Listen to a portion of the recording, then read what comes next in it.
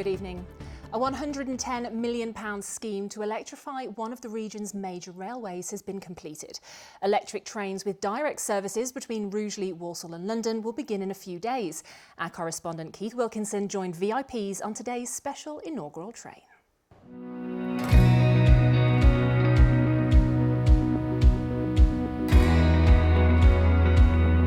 Hello and welcome to the fourth and final Feel Good Friday vodcast from ITV Central. Now today we're doing something a little bit different. We're at Birmingham Dogs Home to meet Rachel Frost. She's been nominated by her colleagues as an unsung hero for all her hard work and dedication. They're throwing a little bit of a celebration for her, but she thinks we're just here to take a tour. So, poker face on, let's head on in.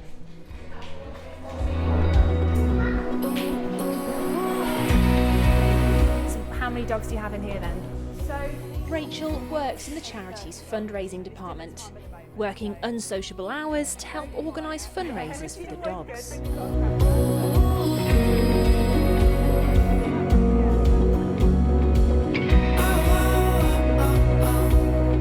I nominated Rachel because she does so much for this charity. She does so much for Birmingham Dogs Home and the homeless dogs in our care. Can't even tell you how many hours she works doing social media, running around doing different things for the dogs and, you know, attending various fundraising events as well for the dogs. So she just always goes above and beyond her role. I literally wouldn't be able to do and run the, you know, our major events without Rachel by my side at all. I wouldn't be able to. I don't know what I'd do without her. Definitely, yeah, follow me.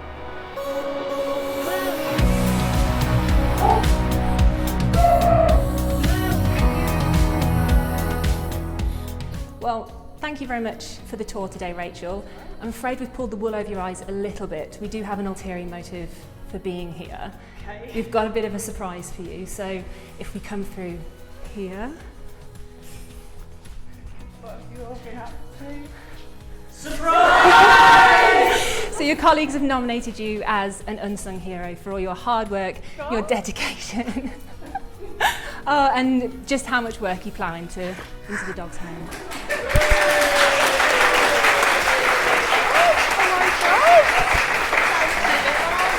Oh, thank you ever so much.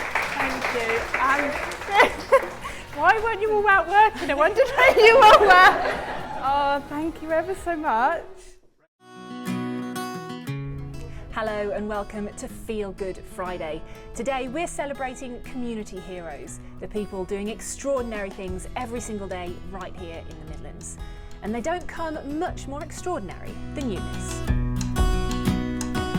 Shades of Black is a community project in Stetchford in Birmingham, founded by Eunice McGee Belgrave back in the 80s. She's now in her 80s herself and spends her pension money helping young people in the area.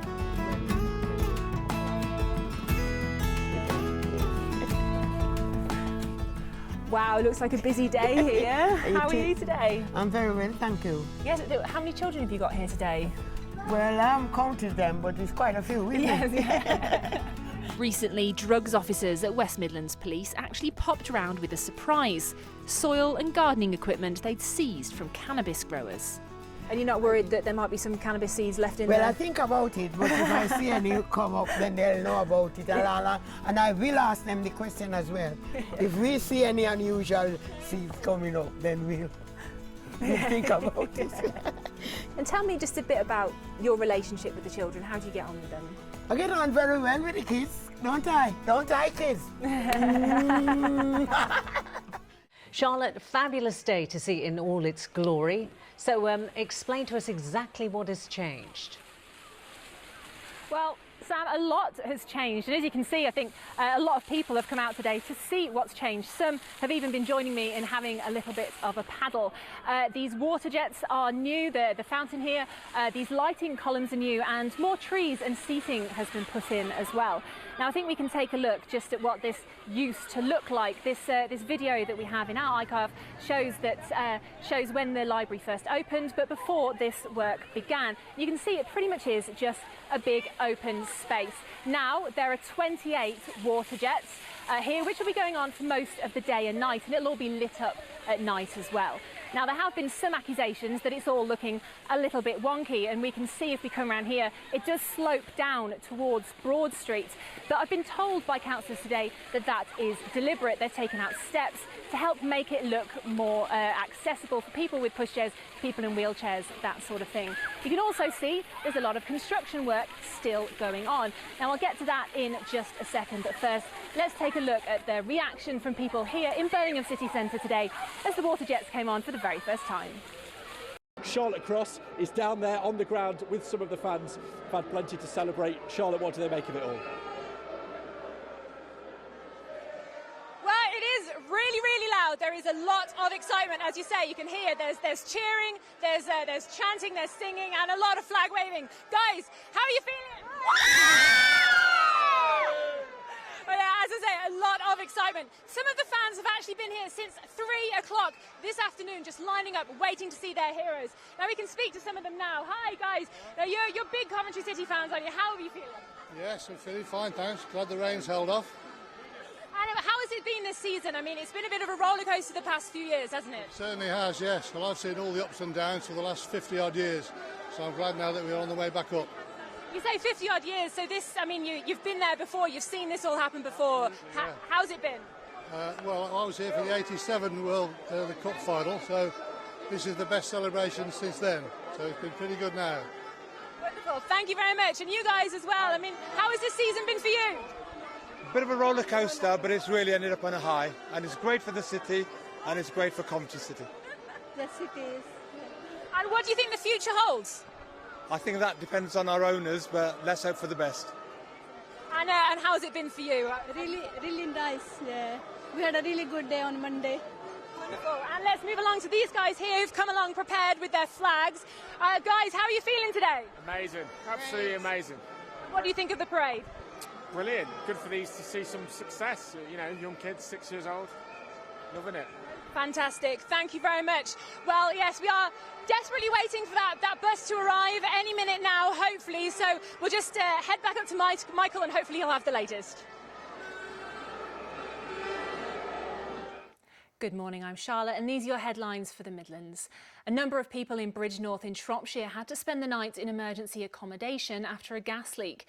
The high street was cordoned off yesterday due to the leak at the former NatWest building. Well, that's it for now. More on our website, that's itv.com/central. Have a lovely morning. We'll be back in the next hour, but I'll leave you with Ben and Kate for now. Bye-bye. And a teenager from Solihull has been recognised for being an inspirational young person. 16-year-old Cameron Dixon has a rare form of muscular dystrophy. He'll get a Wellchild Award tonight for his courage in coping with his illness. He'll also meet Prince Harry and Meghan at the ceremony. And comedian Robert Webb is to receive an honorary degree from the University of Lincoln. The Peep Show star, who was born in Boston, joins around 3,000 students collecting their awards at Lincoln Cathedral this week. Well, that's all for now. More stories on our website, itv.com/central. Have a lovely evening. We'll be back tomorrow. Bye-bye.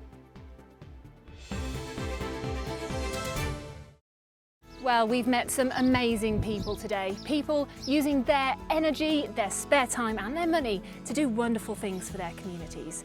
And we know that there are thousands of others just like them out there every day doing the same. So please do carry on messaging us and emailing us with your good news stories and your community heroes. Remember, if it makes you smile, it's news to us. Thank you very much and see you next time.